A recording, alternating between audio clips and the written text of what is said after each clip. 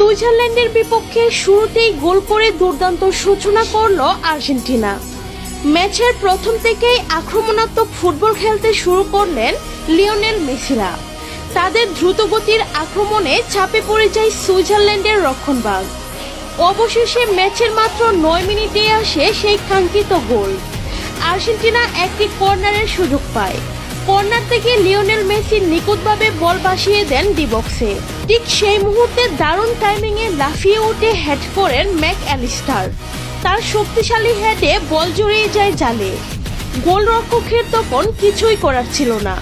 মুহূর্তেই উল্লাসে ফেটে পড়ে আর্জেন্টিনার খেলোয়াড় ও সমর্থকেরা।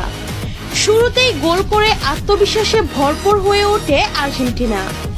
এরপরও একের পর এক আক্রমণ চালিয়ে যেতে থাকে মেসির দল, আর সুইজারল্যান্ডকে ব্যস্ত রাখে নিজেদের অর্ধে। মাত্র 9 মিনিটেই গোল করে ম্যাচের নিয়ন্ত্রণ নিজেদের হাতে তুলে নেয় আর্জেন্টিনা।